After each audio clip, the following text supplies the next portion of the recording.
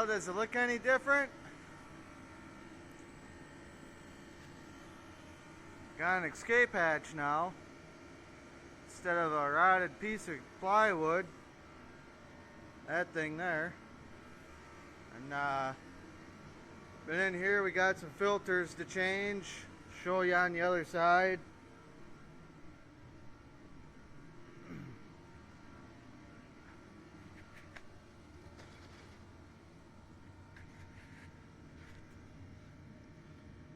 Changed that one yesterday. I unthreaded that filter housing there from here because I believe there's a bad O-ring in there. We were losing hydraulic fluid and it's all wet underneath, and when I tilted this cab here I noticed that it's wet in there again. So I put a new O-ring in there, and then there's a big filter that goes inside of here. This here guy, you gotta undo this big nut and this whole thing threads out, and there's a cartridge filter in there. It's a little tight, but it moves, so somebody's gonna have to go on the other side and pry up on it as the other guy unthreads it out of here, and then we can get the other filter in. There's one underneath the machine left to do, and we got that drained and a new filter in there. There's a new filter in the valve body. I got the lid off of here, off the toolbox, because it was all bent up, and we're going to try and straighten it out so it closes right. That ain't my doings. That's how it was when we got it. And then we still got to get this cylinder out of here yet. It's all unbolted, but we got to raise the boom up a little bit to get some pressure off of it. We can't get it out without doing so.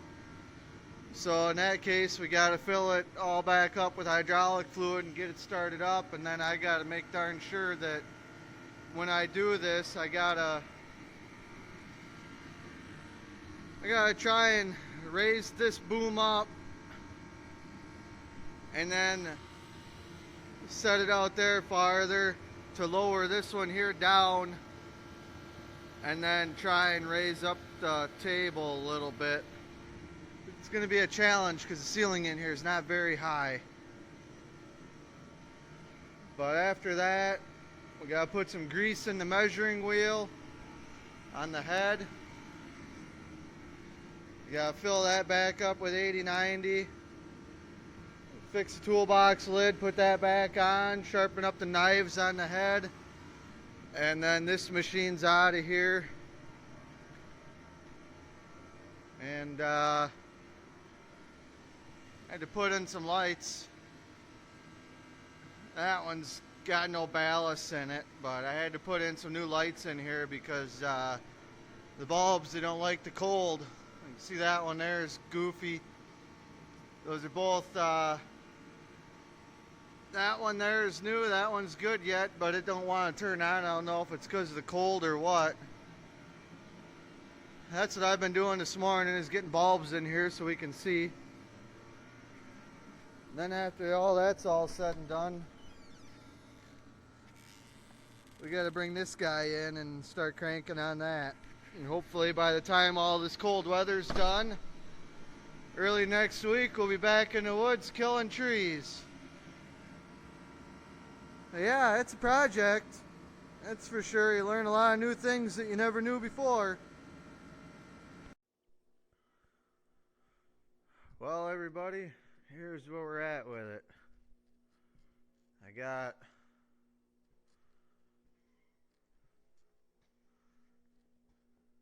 that filter in today. Last one underneath it's done. All the filters are done now. We got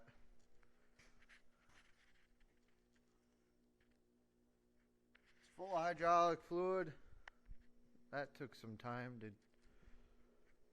Had to pump it in all by hand, and that takes a while to hand crank about probably 65 gallons, I would imagine, of hydraulic fluid into this thing. Got the cab back down. Let's see.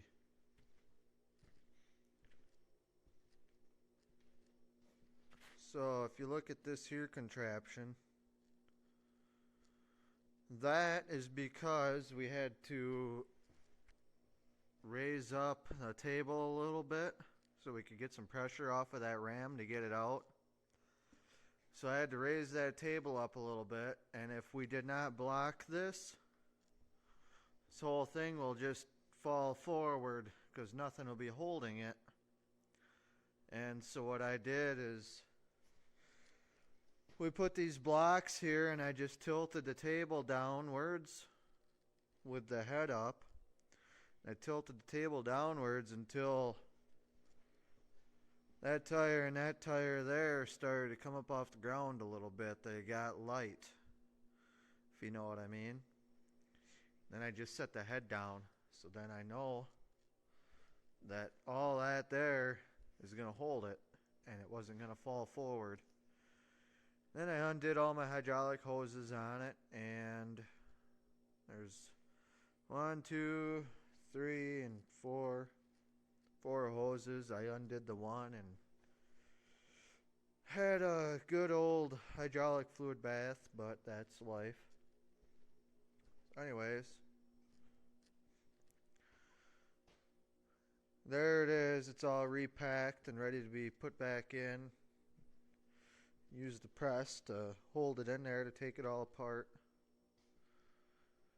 Otherwise, tomorrow we're going to get that ram put back in. The swing motor filled back up with 80/90. And then we have to notice this today, that this here cylinder is wet. So we got parts coming tomorrow that we're going to rebuild that cylinder while it's here yet. We may as well. So we're going to rebuild that cylinder, and then, like I said, we got to fill that back up yet, throw that cylinder in, and then we got to fix this cover yet for the toolbox. And that's sitting down there yet. That's going to be a project. I don't know how we're going to straighten that back out. That metal's pretty thick. Thinking we're going to try and, not sure if run a tire up against it and try and smush it forward or what. But we'll figure it out. But that's where we're at right now. It's so much nicer having that escape hatch glass on there, because that's the only, that was all the bigger my window was before. You could, a lot of blind spots. Now I can definitely see. That's awesome. So I got new glass there, new glass on the entry door on the other side, and what I really need is that guy there. It don't look bad, but it is horrible. You can't even see out of it if the sun's facing you. It's just, it's like looking at a white sheet of paper right in front of your eyes. But anyways, that's about all we got left to do to it. I got some greasing to do too once it's all back together. That'd be the last thing to really worry about, is greasing it. But we're getting there. There's only so much time in a day to do stuff, and you can only do what you can with the parts that you have too. So appreciate y'all for watching. Talk to y'all later. I want to show you one last thing here of some ingenuity I come up with. Forgot the collar that holds that to the barrel, so I just took and pinched it with 2 vice grips, and then I pinched the vice grips on each side to the lip of the barrel, and now it It moves around a little bit, but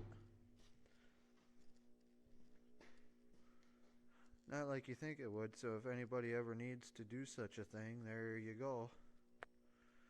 Maybe it's useful for somebody.